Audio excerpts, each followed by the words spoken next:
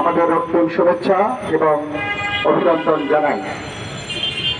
ইতিমধ্যে আপনারা শুনেছেন যে আজকে দামি নির্বাচনের পর যে দামি সংসদ আজকে ইতিমধ্যেই 3টা থেকে যে সংসদ অধিবেশন শুরু হয়েছে, তার প্রতিবাদে বিরোধী রাজনৈতিক দলগুলো দেশব্যাপী বিশেষ করে ঢাকাতে আজকে সমাবেশ এবং বিক্ষোভ অনুষ্ঠিত হচ্ছে।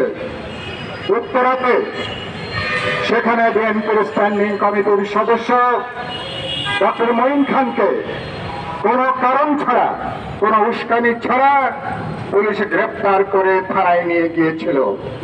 আমরা এই ঘটনার তীব্র নিন্দা জানাই, আমরা প্রতিবাদ জানাই। এখানে তারা শেষ করেনি। আজকে এই অঞ্চলে যুগপথে থাকা বিভিন্ন দল এবং জোটের সমাবেশে পুলিশ বাধা দিয়েছে, হামলা করেছে, কাউকে কাউকে গ্রেপ্তার করেছে। আমরা এইসব ঘটনার প্রতিবাদ জানাই এবং বলতে চাই, এই সমস্ত দমন পীড়ন করে অতীতে কোনো স্বৈরাচার শেষ রক্ষা করতে পারেনি। এখন তারা স্থায়ী করার তারা সিদ্ধান্ত নিয়েছেন। তার অর্থ হচ্ছে দ্রুত বিচার আইনের মধ্য দিয়ে বিএনপি সহ গণতন্ত্র মঞ্চ সরকারি রাজনৈতিক বিরোধীদেরকে তারা বিচারের নাম করে দ্রুত তাদেরকে জেলখানায় পাঠানো, শাস্তি দেওয়ার জন্য দ্রুত বিচার আইনকে একটা স্থায়ী রূপ দেওয়া হয়েছে। এই হচ্ছে সরকারের গণতন্ত্রের মূল্যবোধের নমুনা। সরকার সমুদ্রের মানুষ নাকি যখন ডোবে ঘর কোটা ধরে নাকি বাঁচার চেষ্টা করে, এই সরকার এখন বিচার ব্যবস্থাকে অবলম্বন করে দ্রুত বিচার আইনের মতন সমস্ত কালাকারণকে নির্ভর করে কোনো মতে তারা বেঁচে থাকার চেষ্টা করছে। এইভাবে তারা কি বেঁচে থাকতে পারবে?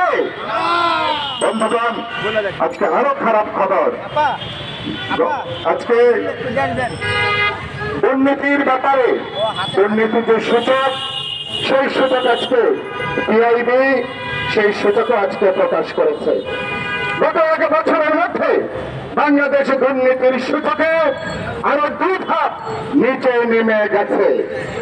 পুরাতন কাদেরকে জিজ্ঞেস করতে চাই, সরকারি মুক্তি নেতাদেরকে জিজ্ঞেস করতে চাই, কোন মুখে এখন বাহাদুরি করেন, কোন মুখে দুর্নীতির বিরুদ্ধে কথা বলেন?